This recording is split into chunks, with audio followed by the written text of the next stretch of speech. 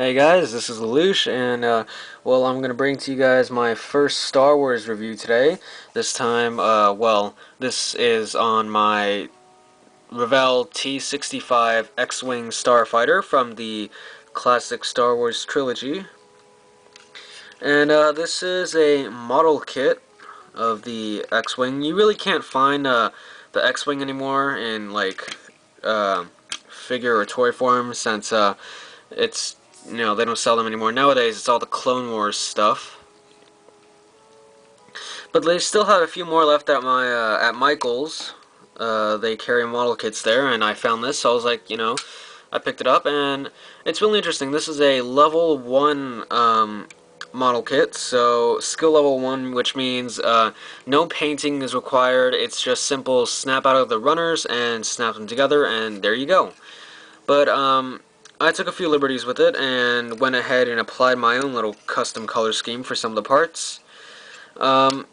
Since it is a model kit, it's not really a toy, it's more meant for display. You really can't do much for it, but it's an excellent display piece.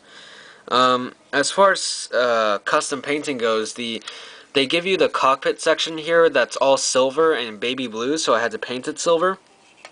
I think the silver matches better.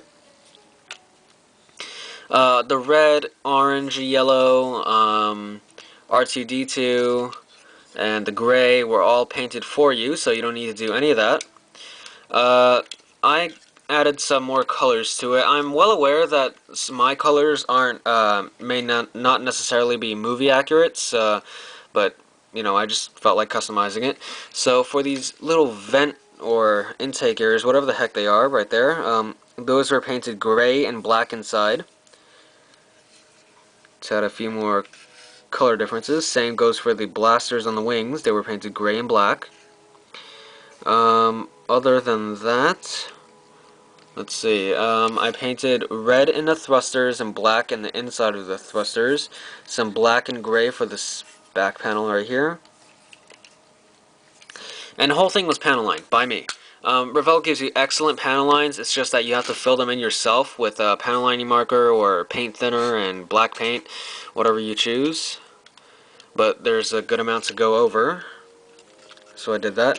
I also painted this area black here black for all the back of the blasters since they were light blue. I just don't think light blue goes well with this fighter at all. They give you these light blue swirls on one blaster on each wing. It's this wing for this one and the bottom wing for this one. They give you these weird light green, light blue designs, so I didn't quite like them, so I painted it over and tried to hide it. I think it worked pretty well. What else is there? That's about it for painting.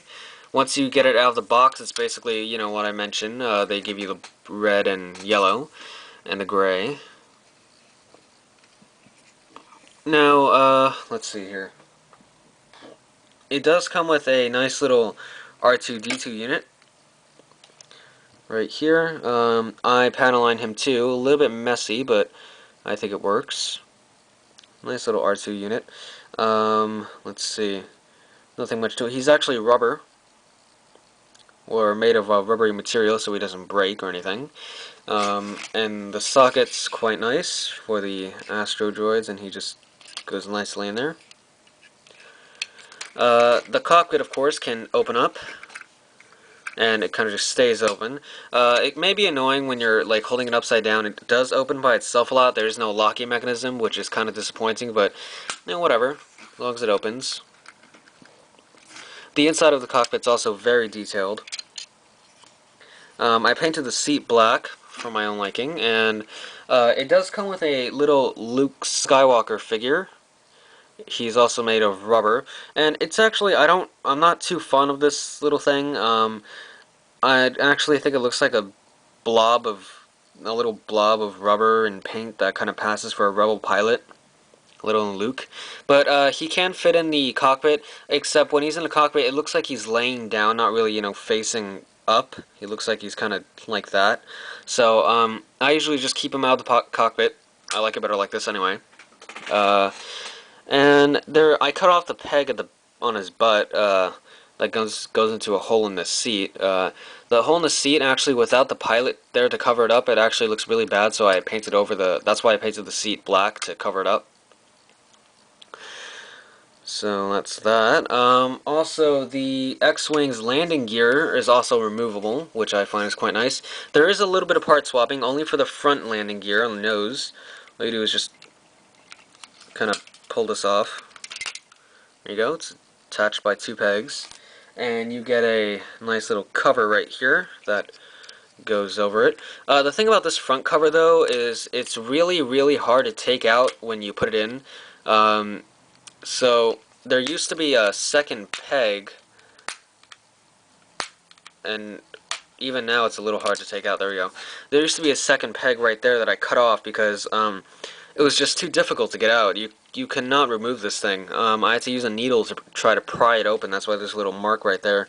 But I recommend cutting that off before you insert it, because it's going to be a real hassle to try to take it out. If you cut that peg off, it still fits in quite nicely. So no harm done. The rear landing gear is also removable here. Let's get those out of the way. And these little pieces right here can just close right up, and they lock nicely.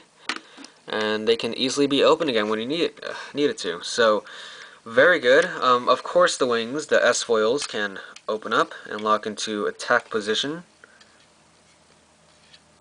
So generally, it's a very nice kit. I got it on sale for 50% off. I got it for around $19, $20.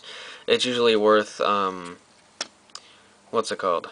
Actually, no. I think it's usually worth $24. I got it for $9 or some odd cents, I believe. But still, it's a very, very good kit. Don't get this confused with Revell's smaller mini X-Wing model. Their larger X-Wing model here is much better. It's very good, nicely detailed. Of course, it's up to you if you want to paint it. All up to you. This is just my personal color scheme, my personal preference. I also might as well mention this now. I forgot.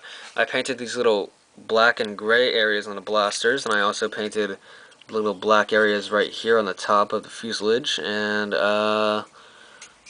yeah, that's it, and that covers it for painting. So, very good. Sadly, the only downside to this, really, I can say, other than the painting and overall coloring, I can't really blame them for that, since it's movie accurate, but it doesn't come with a stand. So that's very irritating when you want to have it in the attack position, but once you put it on the table, it kind of just, the wings just fold. And with the landing gear on, it only has a choice to stand like this. So it doesn't come with a stand, but I have, I kind of went a little innovative, used my own robot Tamashii stand, or soul spirit stand, whatever you want to call it, right here. And that's actually supposed to go into the front, but I have that cover on. So there you go. There it is, the T-65 X-Wing Starfighter from the classic Star Wars trilogy. So that's it. I definitely recommend this model, and I hope you guys all enjoy the review. See you all next time.